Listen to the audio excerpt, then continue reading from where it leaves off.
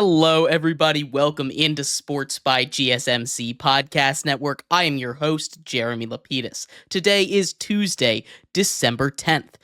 We have a huge show for you as always. Every single Tuesday, we go over our NFL power rankings, 30 through 32 to 1, as well as our winners and losers from another wild week full of historic performances in the NFL. We also talk a little bit more about the college football playoff. How do you fix that bracket? It's an interesting question because clearly it is an imperfect bracket. We'll talk about all of that and more coming up later on in the show. But before we get into any of that, remember, if you would like to be an even bigger part of the show than you already are, all you need to do is go to gsmcpodcast.net. Or if you are on YouTube, you can use that super chat feature.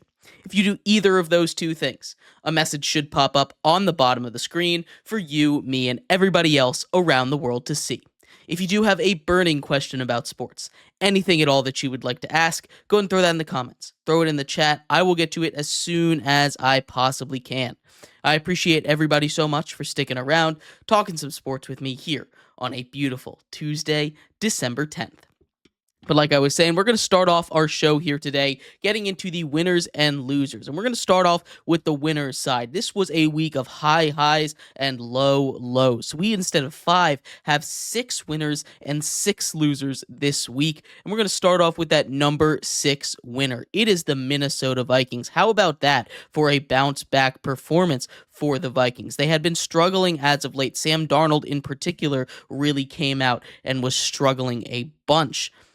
But then they go out and throw for 5 touchdowns, Sam Darnold, 3 of them to Jordan Addison, 2 of them to Justin Jefferson. They finished with 133 and 132 yards apiece, and they absolutely cook the Atlanta Falcons secondary. They go out there and they prove that they are one of the best teams in the NFL with that defense, the way that it's been playing under Brian Flores all season long, and with the offense able to explode like that. I know it's against a Falcons defense that has been giving up a lot of points recently, but still, it is incredibly impressive to see what this Minnesota Vikings team has done, and I think this secures Kevin O'Connell, at least in my opinion, as Coach of the Year if nothing else changes. I know it's an incredibly competitive field for that award this year, but I think Kevin O'Connell has done enough, turning a Vikings team that seemed like a disaster, one that people thought were going to be one of the worst teams in the league, a team that I personally picked to win just 5 games this season,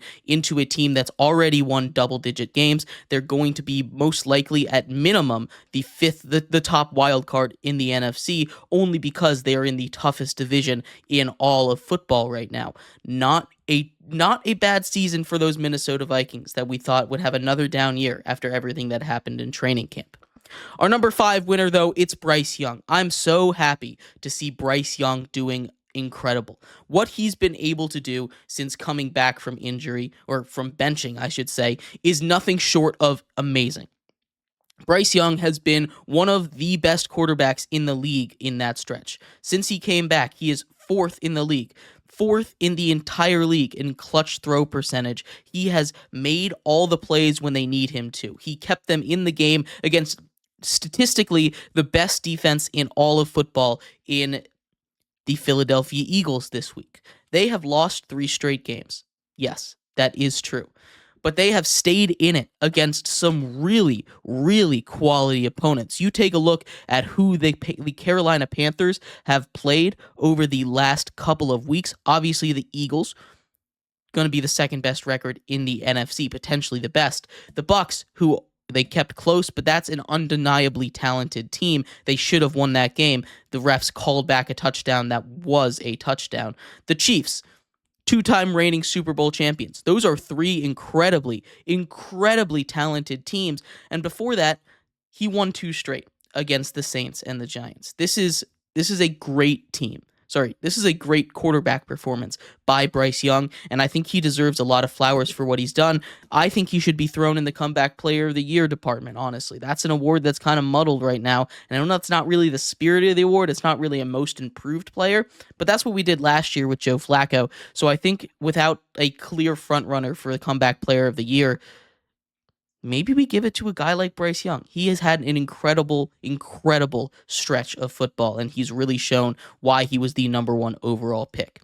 Our fourth winner this week is Brock Bowers. How about Brock Bowers? Let's take a look at the season he's having. He has now broken the all-time tight end rookie receiving record for receptions. That's incredible. He's done it with a revolving door at quarterback. He had not one, not two, but three quarterbacks consistently throwing him the ball. And not only is he outperforming every single tight end rookie in the history of the NFL, receptions, yards, but he's also on pace to be a top 5 receiver by receiving yards in the entire NFL.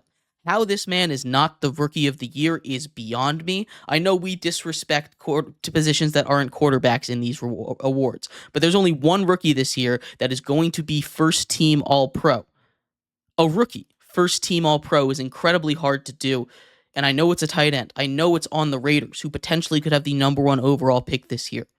But what Brock Bowers is doing with an awful quarterback situation needs to be studied, and it needs to be awarded. He needs to win the Rookie of the Year. He is the 4th winner this week. Our number 3 winner is the Los Angeles Rams. How about that game? Them versus the Bills. Matthew Stafford outduels Josh Allen despite a historic, history-making game from Josh Allen and the Bills. They win that game off of probably a Bills blunder. It would have been tough for the Bills to win that game anyway, but the Bills blunder really seals that one. But Matthew Stafford and Puka Nacua, that connection is insane. What they've been able to do since he's come back into the lineup. You also have Cooper Kupp, who scores a touchdown of his own. This is a scary, scary offense. The defense, I still think is good. I know they gave up 42 points last week. Still, I think this is a really solid Rams team, and they're only one game out of the playoffs, both through their division and for the wild card. They're not out of it yet, and they really showed the world, the NFL, that we are here, and if you let them get into the playoffs, that is an incredibly scary team to face. They had to deal with so many injuries early on in the season. They survived, they dealt with it, and now the results are showing. This is going to be a very scary team if they find a way to get into the playoffs this year. Nobody wants to see them down the stretch. Our number 2 winner, how can you not talk about this man? Saquon Barkley. How about Saquon Barkley setting the all-time franchise record for rushing yards by an Eagle? And that is not just any team's rushing record. This is a rushing record that has Brian Westbrook and LaShawn McCoy kind of guys that you're competing with. In his first year with the Eagles, he is not only going to break all of their records, rushing touchdown record, rushing yards record, total yards record for the Eagles, but he is going to potentially break. He's just 500 yards away from breaking Eric Dickerson's single season rushing title record. He is in the MVP conversation. He continues to propel this Eagles team that has some stuff brewing in the background yet again surrounding Jalen Hurts and A.J. Brown. It's a little bit eerily similar of what happened with Jalen Hurts and Nick Sirianni last year. I hope it doesn't tank this team like it did when they had a very similar record at about this point last year. We will see, though. I think Saquon is going to be the anchor that steadies this ship, keeps them afloat, doesn't sink them like they did last year. We'll see, though. Saquon in the MVP conversation, and he is our number 2 winner this week. And that leads us to the number 1 winner. The biggest winner this week in the NFL is none other than Josh Allen. What can you say about what Josh Allen did? 6 total touchdowns, 3 through the air, 3 on the ground. That is the first time any player in the history of the NFL has done something like that. And that's not the first time we've said that about Josh Allen. He is an incredibly special athlete, an incredibly special player. That game was on his shoulders. He carried them to a near victory, put everything he had into that one. You're not going to win every game. Joe Burrow knows that more than anybody, right? But this is a Bills team that shows they are incredibly, incredibly dangerous. Now, obviously the defense, it got torn up a bit. The special teams for the Rams was another reason why they were able to win that game. A blocked punt return for the touchdown in what ended up being a 2-point game, as well as the punt that ended the game and a onside kick recovery.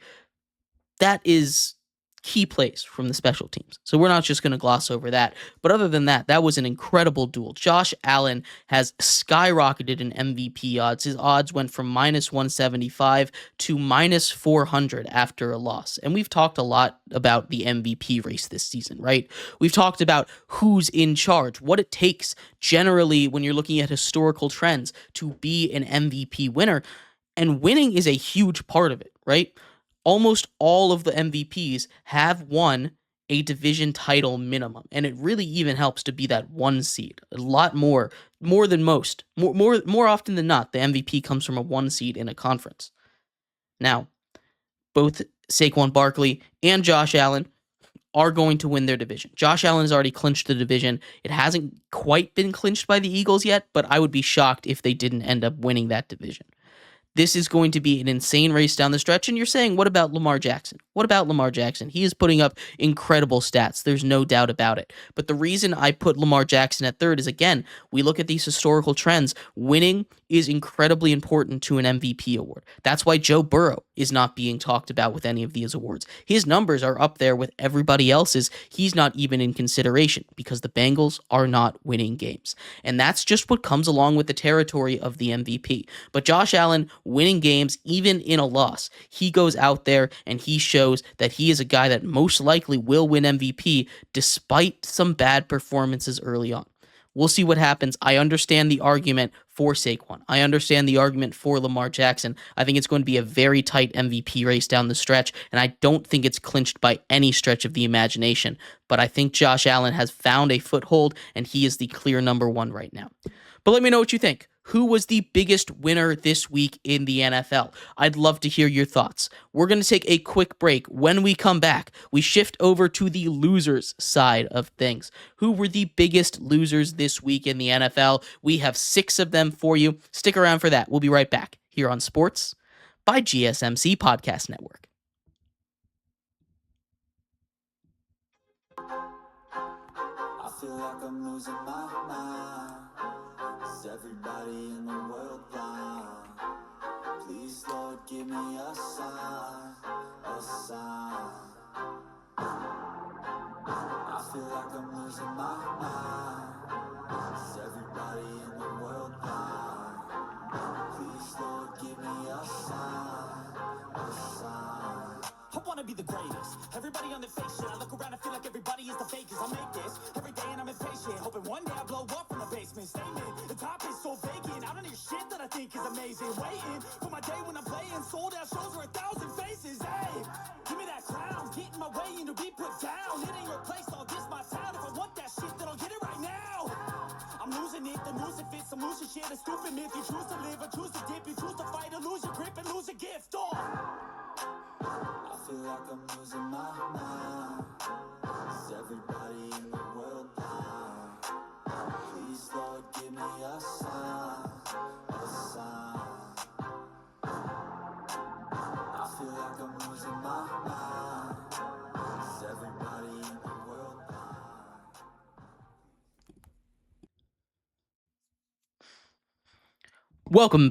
Welcome back to Sports by GSMC Podcast Network. I am your host, Jeremy Lapidus. Today is Tuesday, December 10th. If you were just tuning in, we just finished going over the winners from Week 14, a historic week in the NFL. In this segment, we turn our attention to the opposite side, the losers. We went over who had the best week. Let's find out who had the worst week in this segment. But before we do that, remember, if you would like to get an even bigger part of the show than you already are, all you need to do is go to gsmcpodcast.net. Or if you are on YouTube, you can use that super chat feature. If you do either of those two things, a message should pop up on the bottom of the screen for you, me, and everybody else around the world to see. If you do have a burning question about sports, anything at all that you would like to ask, go and throw that in the comments. Throw it in the chat. I will get to it as soon as I possibly can. I appreciate everybody so much for sticking around, talking some sports with me here on a beautiful Tuesday, December 10th. But like I was saying, we're going to finish up our winners and losers here, going over the losers side of things here. Like we'd said, this was a big week for both good and bad, and we have not 5, but 6 losers this week. Starting off at number 6, it's the Dallas Cowboys. The Cowboys needed that win tremendously bad. They still had, albeit an outside chance, but a chance at making the playoffs if a couple of things fell in the right direction. And they had a shot in that game. They had forced a punt by the Cincinnati Bengals. And then everything goes wrong. It seems like it's going great. The punt is blocked. They're going to get the ball on the plus side of the 50-yard line. They're going to be able to drive down, and they would already have been in field goal range for the best kicker in the league in Brendan Aubrey. Instead, a boneheaded decision by a Cowboys cornerback special teams player who had just been called up from the practice squad. The ball bounces right in front of him, and instead of, like you are coached to, let it go. Do not touch the ball. It is a dead ball until you touch it. He decides to try and make a play. He decides to try and be the hero, and it works out awfully. That ruins the game for the Cowboys. He touches it. He completely whiffs on it, bounces off his shoulder, misreads the bounce. It falls into the hands of the Cincinnati Bengals, who now take over and immediately make the Cowboys pay for that mistake. Jamar Chase breaks a tackle on an out-breaking route, and once he's in the clear, he's gone. You're not catching up to Jamar Chase. He is one of the fastest players in all of the NFL, and he burns them a go-ahead touchdown, and the Bengals get a much-needed win. Both of these teams needed it to get into the playoffs or keep their very slim playoff hopes alive. It's done now. The Cowboys are out. They lose Overshone as well, who played really, really solid for them these last couple of weeks. Coming off of an injury that made him miss his entire rookie season, he's most likely not only going to miss the rest of this season, but potentially the rest of next season as well. You have questions. After spending a lot of money this offseason, are they going to be able to keep a guy like Micah Parsons, who you see the difference that it makes for this Cowboys defense when he is in the game and when he's not in the game? It is leagues better. Despite the defense still not being the best, he makes life miserable for quarterbacks. He was chasing Joe Burrow around the pocket all day, all night long, and I get the feeling, is gone. He looked frustrated. I'm not sure what's going to happen, but they need to find a way to pay him. If they do not, it's going to be a long, long year for the Cowboys next season because they are in a handicap hold right now. We will see what happens.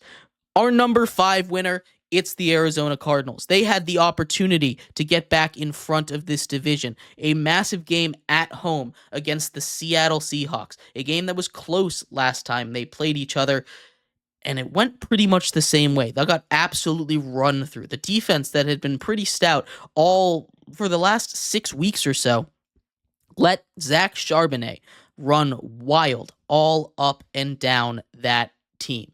That was an absolute piss poor performance by the Arizona Cardinals. They cannot go out there and be a serious team trying to make the playoffs and put up performances like that in what was probably their biggest game of the season. If they had won that, they would go into first place and into a playoff spot in an incredibly tough division. Now they fall into third.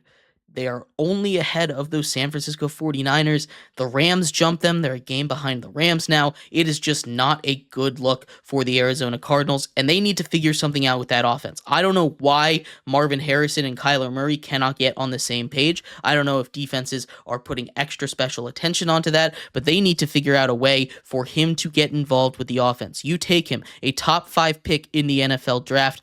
He does not get the ball. He does not get the targets that he needs to get. He needs to get those targets if you're going to put such a valuable asset into them. And I don't know what's going on, whether it's him, whether it's Kyler, whether it's the coaching staff, but they need to sit down and they need to design some plays specifically for Marvin Harrison Jr. Until then, the Cardinals aren't going to quite make it this year. A good season, but not quite good enough. Our number 4 loser this week, it's Kadarius Toney. Kadarius Toney, news broke just an hour ago or so that he was cut from the team. He got a second chance. was a first-round pick with the Giants, had one game of being healthy, went for almost 200 yards, was incredibly electric. Then goes to the Chiefs, plays a huge role in winning them their first Super Bowl of the two that they've won in a row, having a huge punt return. Then everything falls off. He develops a chronic case of butterfingers, seemingly out of nowhere. A season where with Patrick Mahomes, he was arguably coming in there as the number one receiver.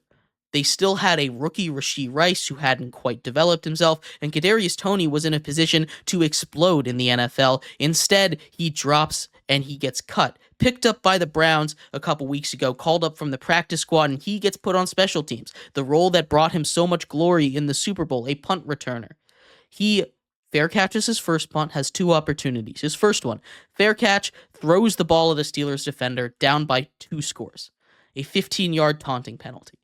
Then the Browns force another punt. They're still not in it. They're still down 13 points, but if they're able to get this ball and if they're able to drive quickly, they're still technically in this game. Instead, he muffs the punt. Steelers recover. Game is over. Kadarius Toney had the worst week. 2 plays, 1 a 15-yard penalty, negative, and 1 a turnover, negative. That is incredibly bad. An awful week, and just not a great week for the Browns in general. Kadarius Toney cut. I think that might be the last of him we see in the NFL, which is a shame because he's undeniably talented. He's an incredibly talented receiver, and I think he should get another chance. I don't know if he's going to. I don't know if he even deserves another chance after what he's been putting out on the field in his last couple of seasons. Our number 3 loser, it's the Chicago Bears. They finally fired Matt Eberflus. He is gone. You'd think they'd get that interim head coach boost. No. That's 7 straight losses now for the Chicago Bears as they fall to 4-9 on the season. Not just any 4-9, a pitiful looking 4-9. We saw Thomas Brown as the offensive coordinator get stuff going, but that 49ers defense was locked in. They had 4 total yards in the first half. 4 total yards in the first half. They had more punts than yards in the first half of a football game. That is sad. And they had a very similar experience last week against the Lions, where they had only 2 first downs all first half long. Then they turned it on in the second half, and I was sitting there and I was waiting. Early in the third quarter, they get a couple scores, touchdown. They are driving, then they can't convert. They score another touchdown. Rome Odunze, 2 touchdowns on the days. There's some positives here. Caleb Williams had another 2-touchdown performance. He looked okay. He looked solid. But the run game couldn't get anything going against this stout 49ers front.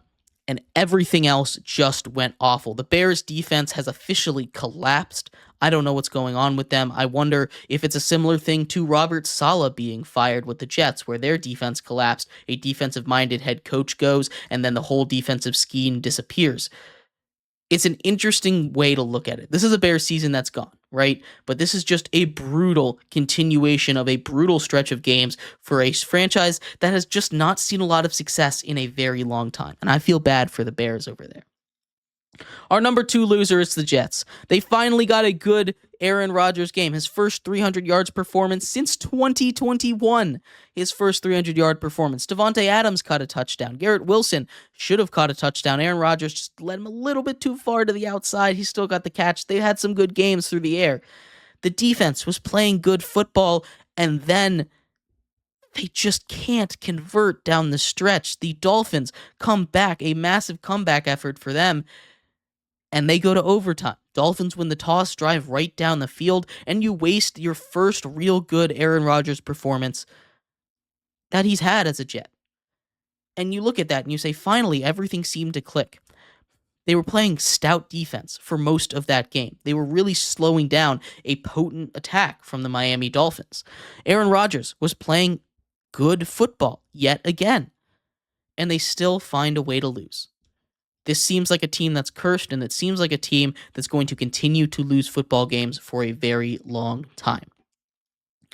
And our number 1 loser this week, it's the Atlanta Falcons. I'm not going to sugarcoat this one. They've been horrendous. 4-game losing streak. Over that stretch, Kirk Cousins, no touchdowns, 8 interceptions. Their defense, especially their secondary, has been abysmal. The worst. Awful. Cannot explain to you in words how bad that defense has been, especially the secondary. You saw it on multiple touchdowns where the free safety was just playing in no man's land. Deep shots to Justin Jefferson, deep shots to Jordan Addison. They could not track the ball through the air. They could not track the receivers. You had corners in zone, a shallow zone, trying to cover a receiver going deep over the middle, expecting safety help, tripping over his own feet, turning and spinning, falling the wrong direction to try and make a play. That was an awful performance by the Atlanta Falcons secondary.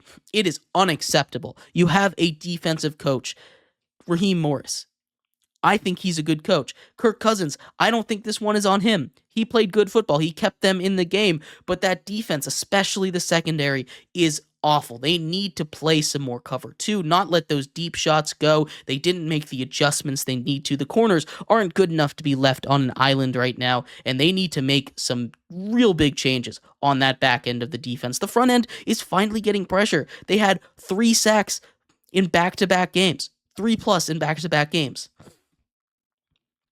That's great for a team that had 10 sacks entering last week. They have almost doubled their sack total in the last 2 weeks of football. They're getting home. They're getting pressure.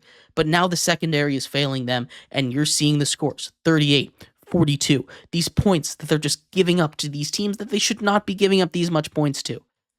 The Falcons are the biggest losers, and they drop out of the playoffs. The Bucs take the division as well. But let me know what you think. Who was the biggest loser this week in the NFL? I'd love to hear your thoughts. We're going to take a quick break here. When we come back, we turn our attention to the power rankings in the NFL. 32-17 coming up next here on Sports by GSMC Podcast Network. Looking for your daily fix of sports talk? GSMC Sports Network is available on YouTube. Just search GSMC Sports Network. Get your fix of daily sports talk shows on YouTube. Absolutely free. NFL, college football, NBA, MLB, MMA, UFC, fantasy football, and so much more. GSMC Sports Network has shows running all day long, with new sports shows starting every 2 hours. Just like on your favorite cable sports channel, except GSMC Sports Network is absolutely free. Just search GSMC Sports Network on YouTube to catch one of your new favorite shows, like the GSMC College Football Podcast, Chip Shot Football Podcast, Hoops and Heels Women's Sports Podcast, GSMC Basketball Podcast, and so many more. Check it out for yourself. GSMC Sports Network, now available on YouTube absolutely free. Search GSMC Sports Network on YouTube right now.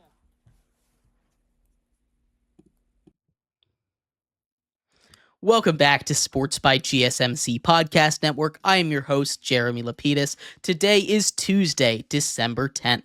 If you were just tuning in, we just finished going over the winners and losers from a historic Week 14 in the NFL. In this segment, we turn our attention to the NFL Power Rankings, 32-17 coming up here in a second. But before we do that, remember, if you would like to be an even bigger part of the show than you already are, all you need to do is go to gsmcpodcast.net.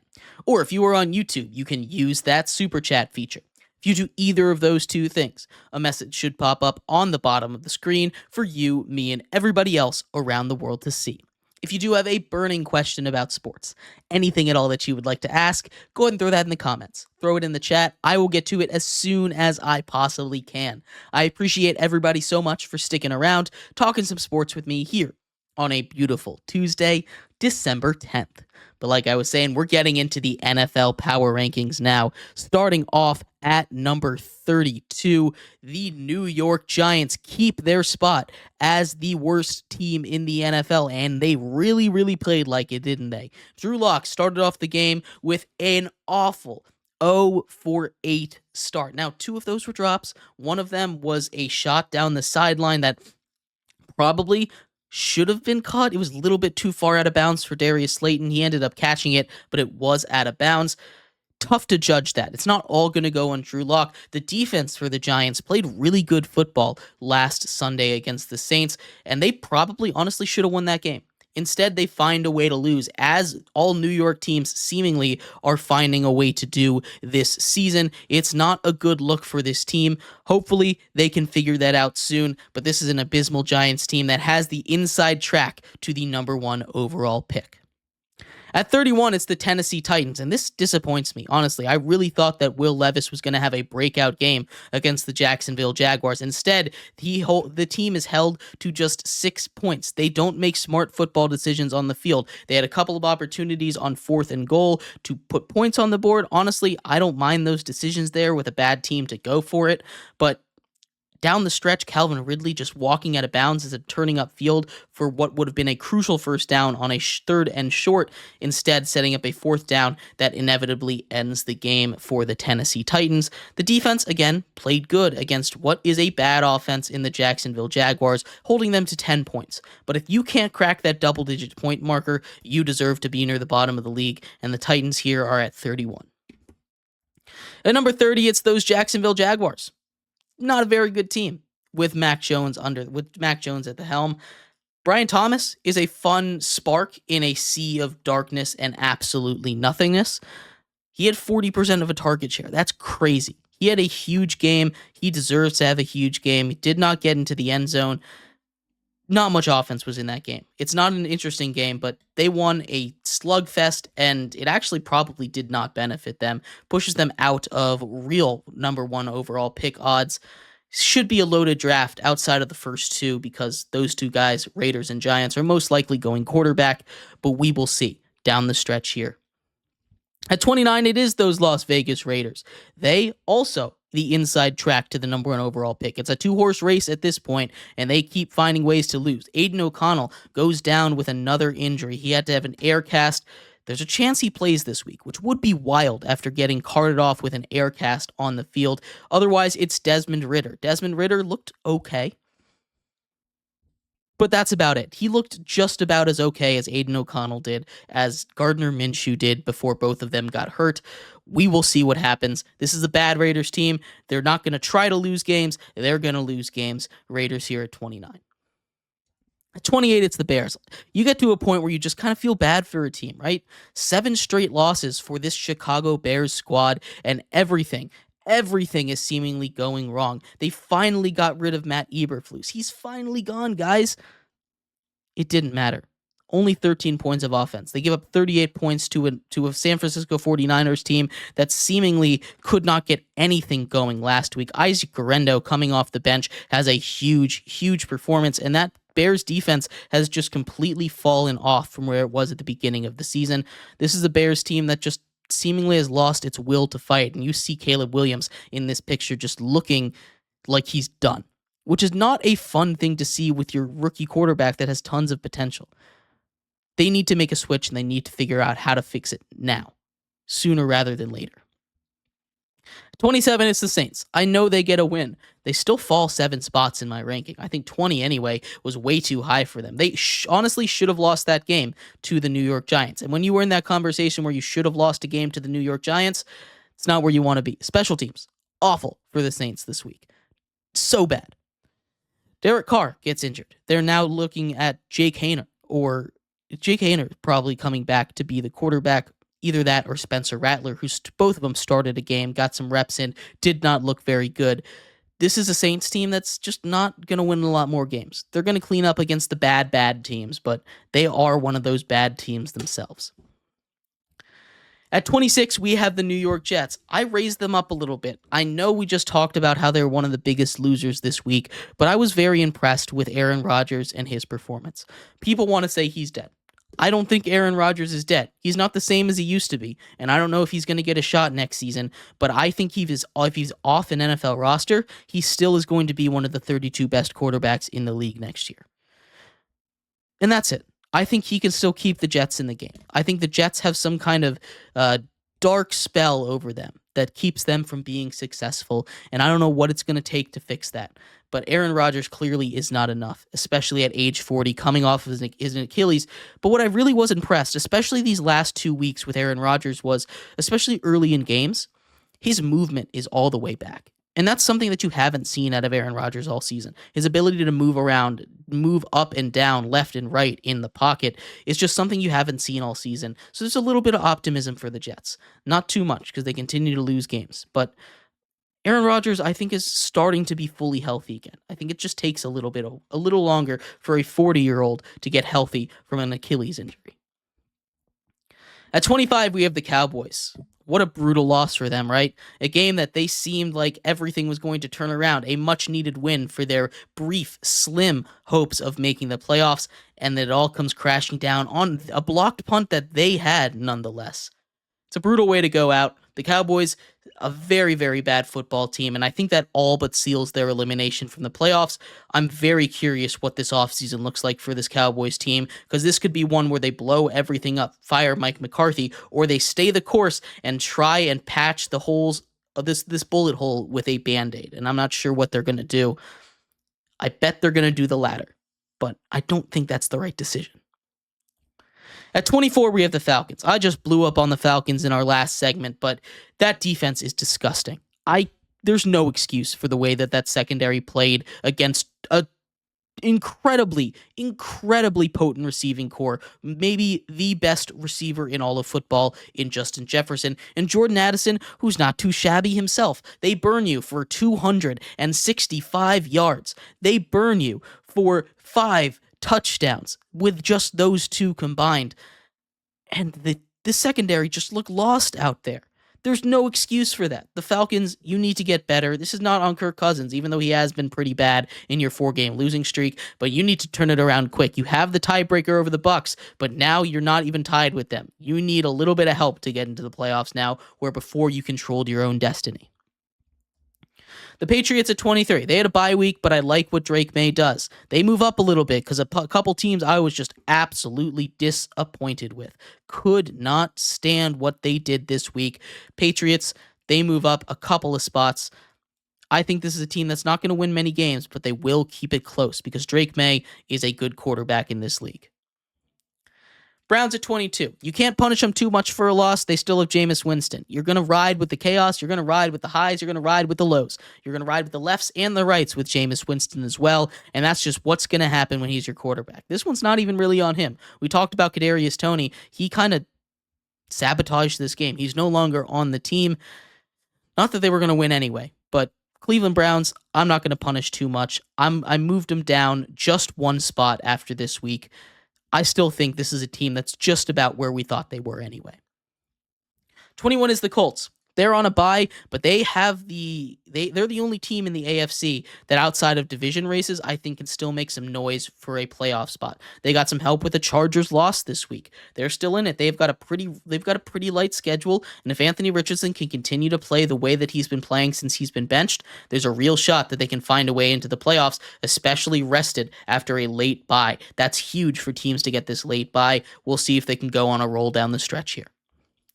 At 20, it's the Carolina Panthers. I have been so impressed by Bryce Young. What he has been able to do since coming back from injury, keeping them in the game against 3 playoff teams, 2 of potential Super Bowl teams in the Eagles and the Chiefs, the Bucs in there as well, a playoff team. That is incredibly impressive. They should have beaten the Bucs. I still think that is a win for them. Adam Thielen caught that touchdown, but that's neither here nor there. Panthers, I'm so impressed with, and maybe 20 is a little high for them.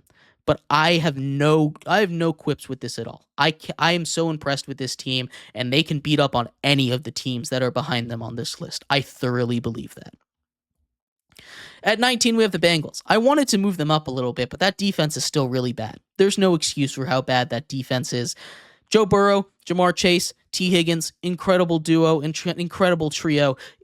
And you add Chase Brown into that, what he's able to do as that little quick speedster back out of the backfield, great hands. What he does in the pass game and the run game is huge for them. This is an incredibly potent offense, but the defense, it needs help. It needs help now. They played good football against a bad Cowboys team, but I don't know. They're still in the playoffs, technically. That was a massive win for them. They're here at 19. At 18, we have the Arizona Cardinals. I am kind of pissed off with this team, I'm not going to lie to you. They showed me a side of their defense that I did not expect them to be at that level this season. They played good. Not this week, though. They let Jack Charbonnet run all over them, and I still really want to see that connection between Marvin Harrison and Kyler Murray. It just has not happened this year. It just has not gone the way that we and everyone else expected it to go.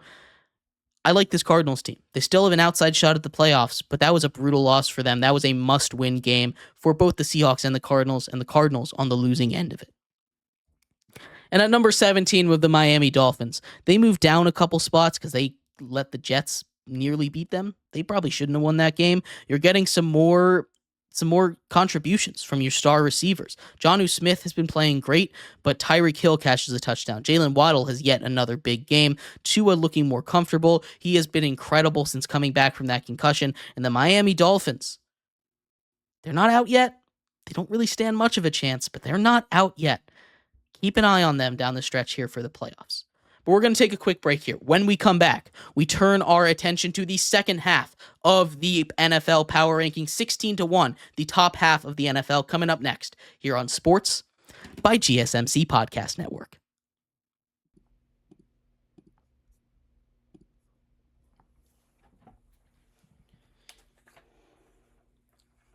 For the best and latest podcasts available anywhere, go to the podcast app on your cell phone and type in GSMC to access free content-rich podcasts on health and wellness, book reviews, sports, entertainment, relationships, social media, movies, technology, finance, and even weird news. Subscribe and download the GSMC Podcast Network's family of shows, available everywhere podcasts are found.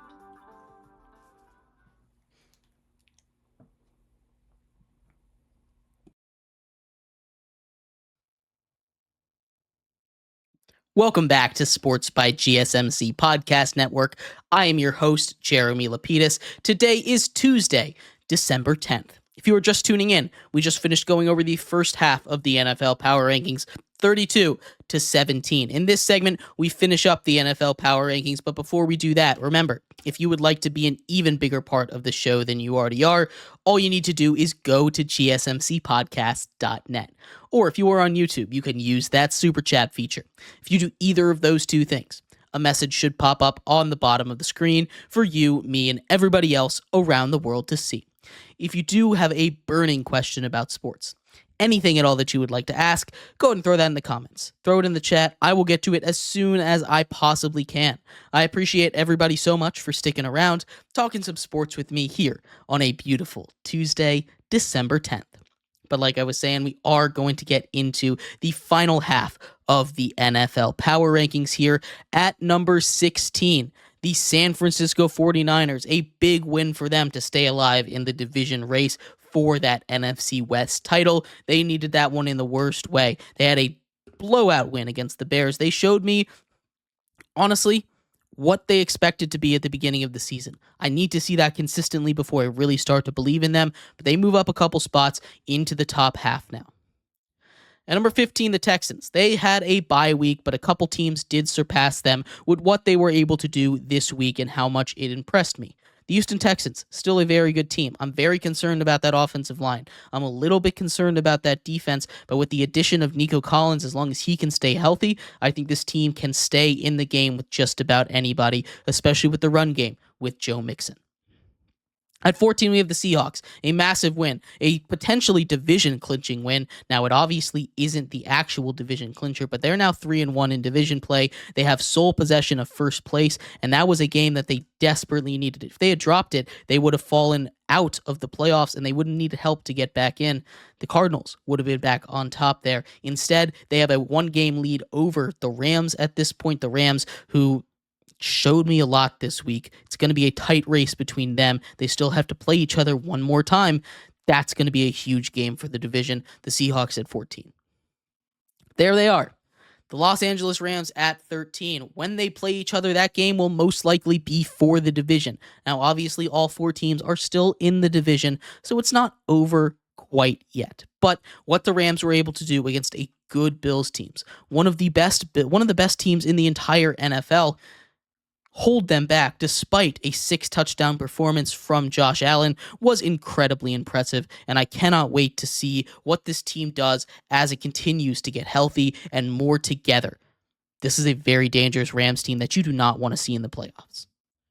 At 12, it's the Bucs. They get in the playoffs. They're officially back in. They have sole possession of first place in that division, and they survived the onslaught of injuries that they faced when all of their skill positions went down. A huge, huge, huge accomplishment for them, helped by the fact that the Falcons just fallen off the face of the earth. They forgot how to play football, apparently.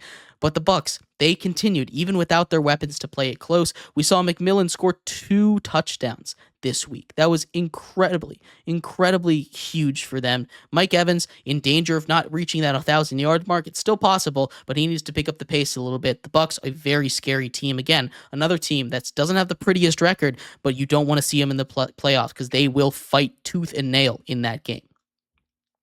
Commanders at 11. They had a bye week, and I know the Bucs beat the Commanders week 1, but I think this is a much different Commanders team now than the week 1 Commanders team. Jaden Daniels in his first game wasn't the same quarterback that he is now already, and I think this is a Commanders team that would beat the Bucs now. This is a Commanders team that still has a shot in the division, and it's an incredibly dangerous team at that. The defense is going to get better with the addition of Marshawn Lattimore, and that's really been the biggest issue. The offense, I don't have too many issues with, especially when they can get the run game going. That's going to be huge for them. Commanders just outside the top 10 at number 11. But getting into that top 10 here, starting off with the Los Angeles Chargers, a tough loss for them. It kind of becomes commonplace with the Chiefs at this point, right? They find a way to win. And we'll talk about the Chiefs when we get to the Chiefs, but the Chargers here, I'm a little bit concerned with. I know they had a very good second half. Scored on all 3 drives in the second half that they had. Touchdown, field goal, touchdown. Another field goal in there as well, getting up to 17 points, right? They got the offense going in the second half, but they just had a first half where they had nothing going. Some dropped passes, some just not the run game without J.K. Dobbins is incredibly, incredibly weak. And that's something that they built their identity around. They need to find a way to supplement that. And Justin Herbert, as good as he is in this scheme, he's not winning games on his own. They need a little bit of help. And number 9 is the Denver Broncos. On a bye week this week, Bo Nix has been incredibly impressive. That offense has been incredibly impressive, but more impressive than that is the defense. It's been really good. Sean Payton has turned this team around just like that. I'm not saying Bo Nix is doing anything fancy or incredible, and I definitely don't think he should be Rookie of the Year. I don't think he should be anywhere near the top 2 guys in Brock Bowers and Jaden Daniels. But he is, because he's a quarterback, and he's playing good ball. He's winning games, and winning games is incredibly important when it comes to award seasons. We'll see what happens down the stretch for the Broncos. They're not clinched in the playoffs. They've got to stay hot right now. At 8, we have the Packers. A tough loss again for them to the Lions. They lose on a walk-off field goal. They're still a really good team. Still undoubtedly a top 10 team, in my opinion. The way that Josh Jacobs has been playing football as of late has been incredible, but they're going to need help to beat some of those top teams, and I don't know if they're real Super Bowl contenders right now. Getting into, I think, these top 7, maybe not quite, but these are the teams that are fringe to Super Bowl contenders, right? And this is where we start with the Baltimore Ravens. If they get hot, if Lamar Jackson does his thing, if Derrick Henry is Derrick Henry in any given game, they can win. But they have just not had the special teams performance to help them out, and that's incredibly important. Lamar Jackson playing like an MVP, Derrick Henry playing like an Offensive Player of the Year, but they've still lost 5 games. The defense is starting to play better, but they need to pull it together a little bit more. The Ravens at 7, they've lost 5 games, and they need to figure out how to stop the bleeding. At 6 is the Steelers. They're up to 10. They're tied for the Bills for that second seed in the AFC, and they could even find a way to get that number 2 seed and secure home field advantage for all but that final game, if they get there. This is an incredibly impressive Steelers team. I love what they're able to do defensively. Russell Wilson adds that deep ball offensively. They're going to need George Pickens back. He's a huge part of that offense. But Najee Harris playing the best ball of his career. This is going to be a Steelers team that is dangerous in the playoffs. Entering the top 5, and the biggest risers this week, it's the Minnesota Vikings. Egg on my face. I underranked them. They were at number 10. This is a Minnesota Vikings team that now in double-digit wins. They are the third. They're the 5th seed in the NFC, but they have the third best record in the NFC there. Incredibly solid team for that Minnesota Vikings. The defense is a top 10 unit. The offense, arguably a top 10 unit. And when everything is clicking, they are Super Bowl contenders this year. This is a really good Vikings team. At 4, we have the Chiefs. They win close games, right? And we can talk about luck or skill. It's obviously a little bit of both. Anytime you have a dynasty run, there's going to be luck involved. Of course there is. Injury luck is a huge part of it. They're not really doing very good on that side. You're going to have some luck with how the ball bounces. It's going to happen. But 15 straight one-possession wins, 10 one-possession wins this season, 10-0 overall with one-possession games, that's lucky. But it's also skill. And I'm here to tell you this is a good Chiefs team. This is a Chiefs team that is more good than lucky. And like I said, luck is obviously a part of it. Luck, good or bad, is a part of every single NFL game, every single NFL team, every single NFL season. But this is a team that makes that luck look like it's magic because of how good they are, right? They get slightly above average luck, slightly. But then they compound it with their skill, with Patrick Mahomes, the best quarterback in the league, with their defense, especially that run defense, and their ability to sustain long drives offensively. No matter what, they sustain long drives. The Chargers only had 3 drives the entirety of the second half, and they scored on all 3 of them. And yet the Chiefs still won the game. They find a way to get the ball at the end. They hold the ball until the last second, and then they win the game. They know how to play with the right pace, and that is incredibly impressive. It is a sign of incredible coaching, and the Chiefs are better than they are lucky. Luck's still a part of it, but they're a very good team here at number 4. At number 3, it's the Bills. Josh Allen. Josh Allen is at number 3, I should say. He accounted for all 6 of the Buffalo Bills touchdowns last week. He had some help. He had some yak from Khalil Shakir, who had a really good game. The defense needs to step up. There was a weird call. They got down to the 1-yard line, and instead of, throwing the ball 3 times, they had 3 timeouts. They could have scored and then kicked the ball deep or tried the onside kick and gotten the ball back with 40 seconds. Instead, they run a QB sneak, which, honestly, I don't have much of a problem with. Honestly, I would thought about running a QB sneak immediately. They did it. It didn't work. My issue is calling that timeout there. Sean McDermott should never have called that timeout. I don't care if you let 20 seconds run off the clock, right? You just line up, you run another QB sneak. You do not call a timeout because you see what happens. You don't touch the ball again.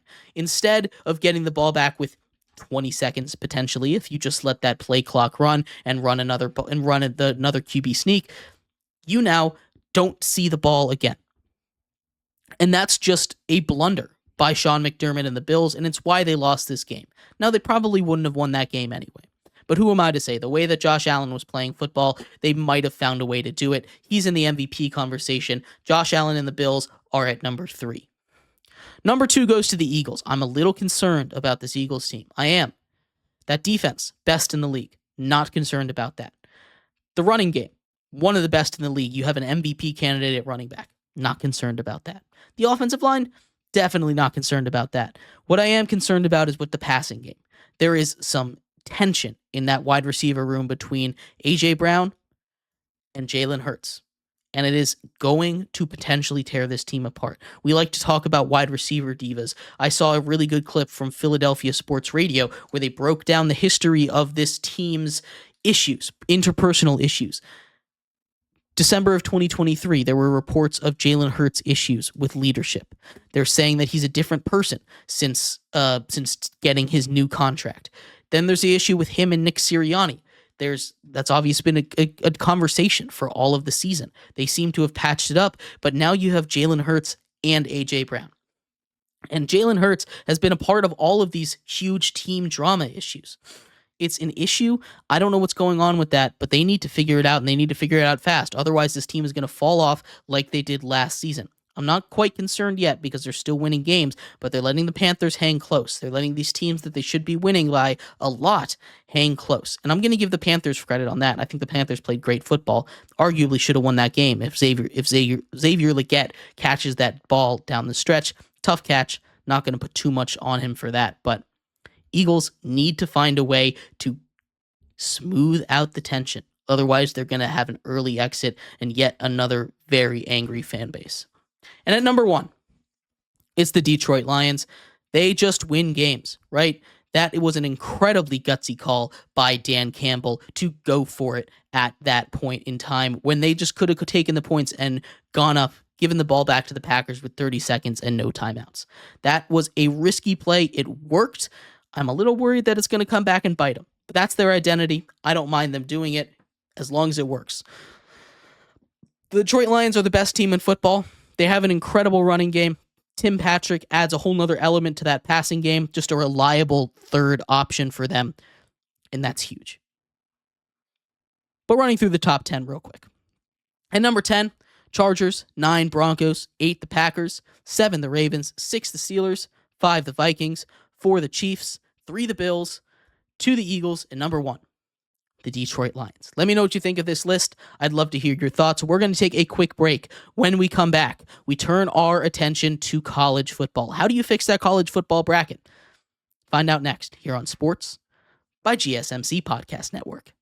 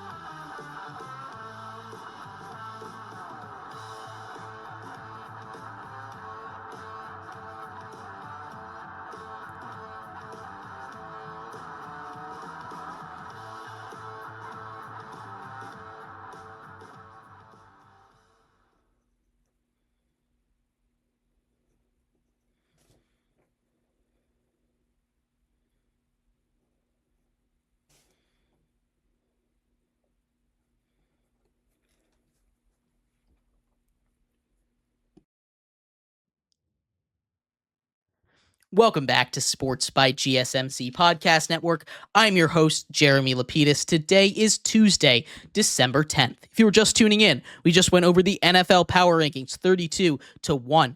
In this segment, we finish off our show talking a little bit more about the college football playoffs. An interesting system, obviously one that has flaws in this inaugural year, this test year, if you will, for the college football playoff system. We'll talk about how to fix it, how I would fix it, and what's next for the future of college football in just a second. But before we do, remember, if you would like to be an even bigger part of the show than you already are, all you need to do is go to gsmcpodcast.net. Or if you are on YouTube, you can use that super chat feature. If you do either of those two things, a message should pop up on the bottom of the screen for you, me, and everybody else around the world to see.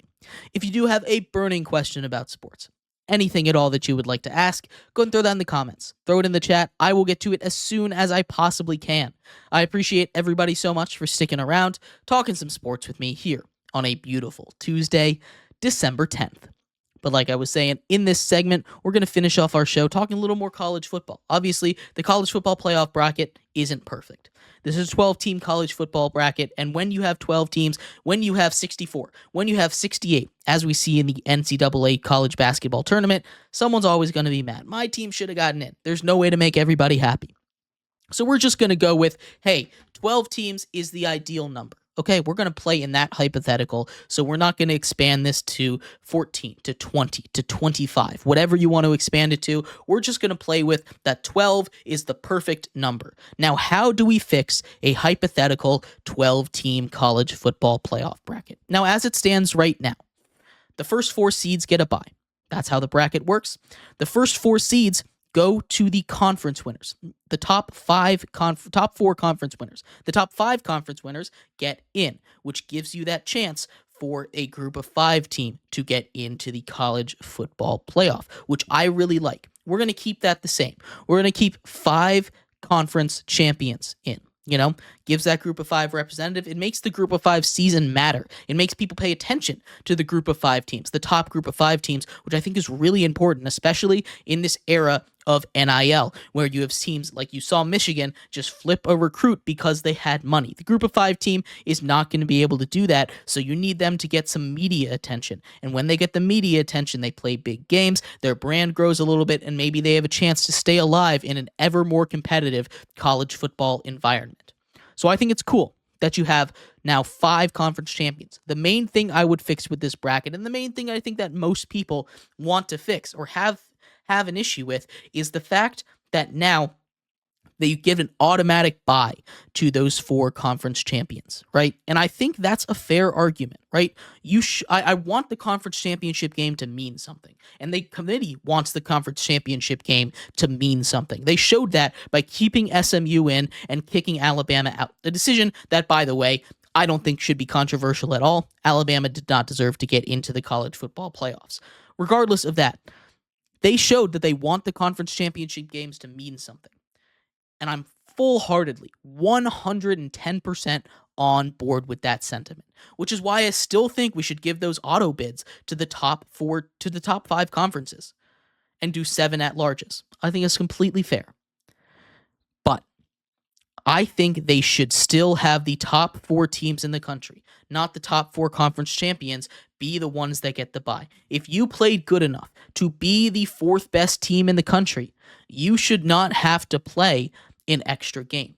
Boise State, for as good as they are, Arizona State, for as good as they are, and I love what Arizona State has been doing, arguably the hottest team in all of college football right now, gets the 4 seed, gets a bye over a team like Penn State, who's ranked in the top 4, who lost that conference championship game.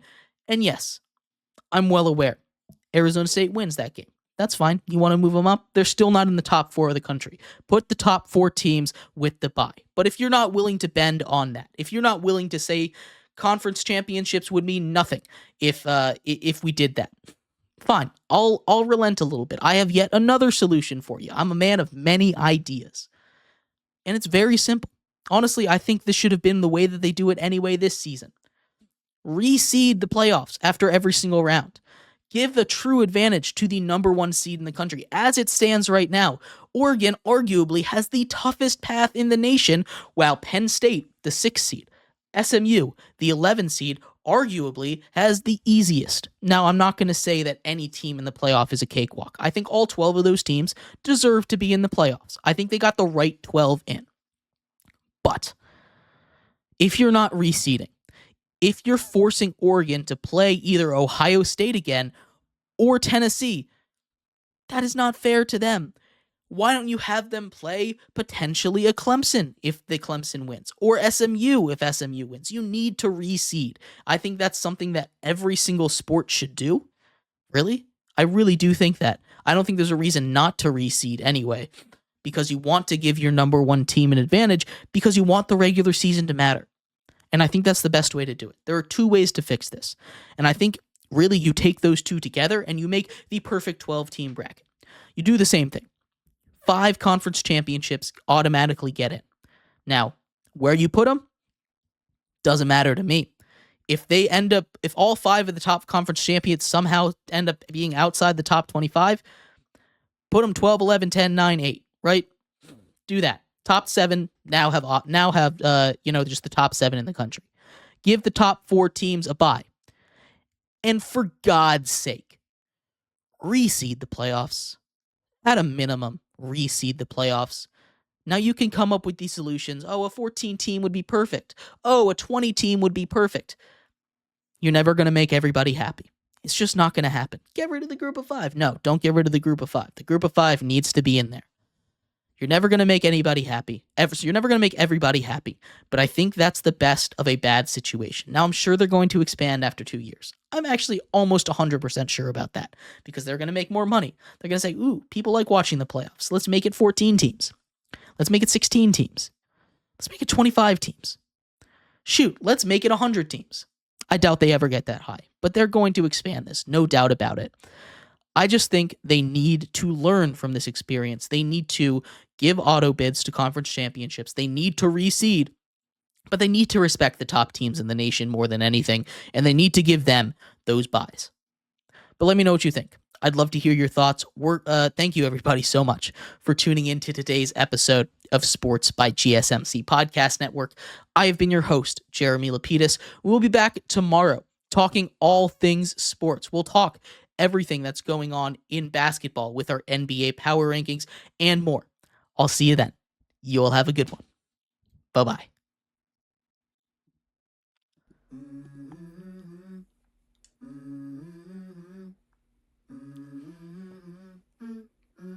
Let's go.